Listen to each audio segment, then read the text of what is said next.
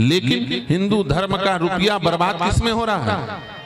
देखो आप, कागजों के महल में, कपड़ों के महल में अरबों खरबों रुपया सनातन धर्मियों का बर्बाद हो रहा है। अब फिर बोलते हैं कि हिंदुओं का पतन क्यों हो रहा है।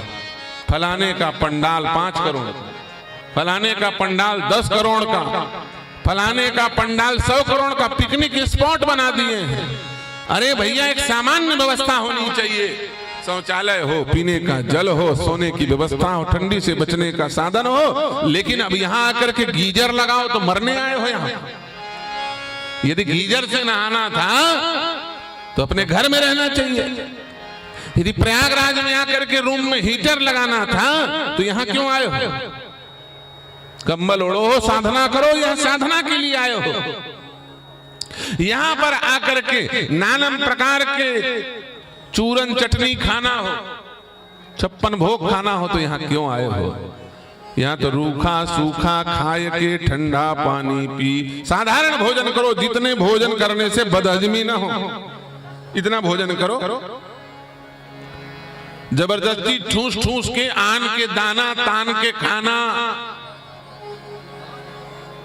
कहते हैं ना, आन के दाना तान के खाना, सो जाना जीना चाहे मर जाना, कौड़ी लगे ना आना, आन के दाना तान के खाना। इतना ठूस ठूस के बोरा जैसे क्यों खाते हो? उसके लिए नहीं है प्रयागराज, उसके लिए कल्पवास नहीं है। भाई साहब, ये अपने आप को ब्रांड बनाने का मेला नहीं है, ये अपने नाम को फेमस करने का मेला नहीं है। ये भगवान के नाम और धर्म का जय जयकार करने का मेला है। सनातन धर्म के लिए कुछ करो। अरबों रुपया टेंट पंडाल में नष्ट हो रहे हैं, फालतू के प्रचार में। बाद में ये राम जी का फोटो और बाद में जो पोस्टर टांगे हो ना, इसमें गधे पांव रख के निकलेंगे। किसी धर्म में इतना फिजूल खर्चा नहीं है जितना सनातन धर्मियों में हो रहा है।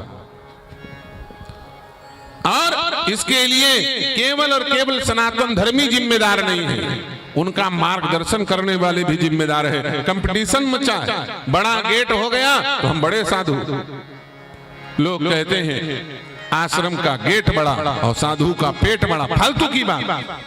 साधु का पेट बड़ा नहीं होता जी, भोगी का पेट बड़ा होता है।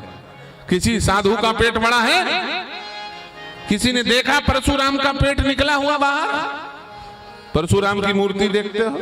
किसी ने वशिष्ठ जी का पेट बड़ा देखा? नहीं। हमारे साधु महात्मा सब योगी, यति, संयमी, नियम धारण करने वाले होते हैं।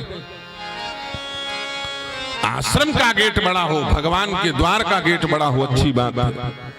लेकिन अनावश्यक खर्च करके 1 महीने के लिए खरबों रुपया बर्बाद कर देना, ये सनातनियों की कमजोरी है। इस रुपये का प्रयोग जैसे ईसाई मिशनरी अपने यहाँ धर्म का आडंबर करके धर्म को बर्बाद नहीं करते, दिखावा नहीं करते, उसको सही जगह में लगाते हैं। परिणाम स्वरूप उनकी संख्या बढ़ रही है।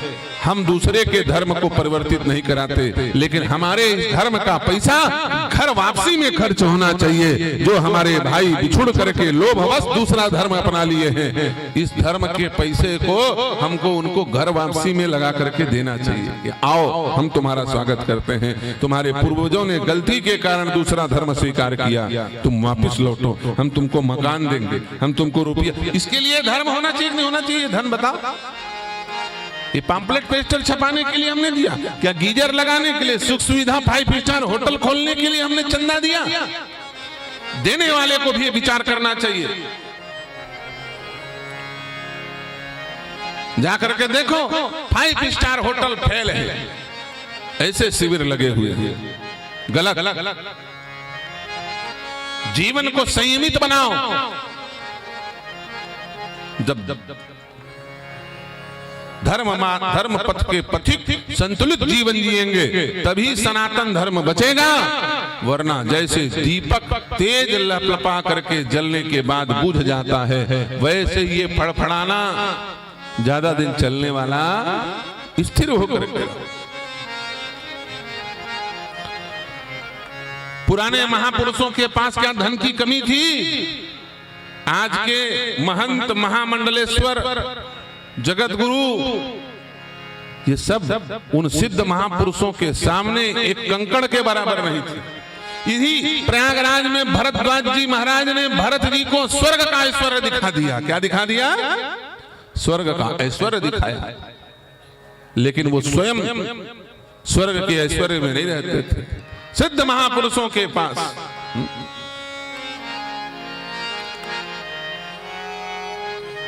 श्री हाथीराम बाबा जी कोई साधारण संत थे?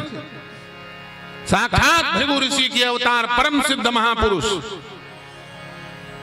भगवत कोटि के महापुरुष। स्वयं भगवान बालाजी उनके साथ बैठ करके पासा खेलते थे। क्या करते थे? और भगवान पासा खेलते खेलते हार गए। अपने हीरों से मड़ी हुई बांसुरी को भगवान को छोड़ दिया। बाद में जब राजा ने भगवान के, हाथीराम महाराज जी के तब प्रभाव को जाना, शरणागत हो गया, पूरे राज्य को दान कर दिया। हाथीराम बाबा सिंहासन पर बैठा दिया, बैरागी चक्रवर्ती सम्राट की उपाधि मिल गई। लेकिन फिर भी बाबा विरक्त होकर के रहे और कहा कि तुम गद्दी पर बैठो, तुम मेरे सेवक बन करके रहो। संपत्ति जो दिया सो दिया, लेकिन ये सारी संपत्ति भगवान की है, ये मान करके राज्य का संचालन करो। अथाह धन संपत्ति होने के बाद उसको कहीं पर बर्बाद अपव्यय लुटाने का काम नहीं किया। जो सेवा हो सकती थी वो किया। हमारे महंत श्री अर्जुन दास जी महाराज जी उस मठ पर बैठे हुए हैं जो भारत का सबसे बड़ा मठ है, लेकिन हम लोग भी उनका जीवन देखते हैं। 1 रुपया अपने शरीर में लगाने के लिए तैयार नहीं होते। बोलो महाराज कपड़ा ले लो, नहीं लूंगा। सुख सुविधा के लिए रुपया थोड़ी मिला है।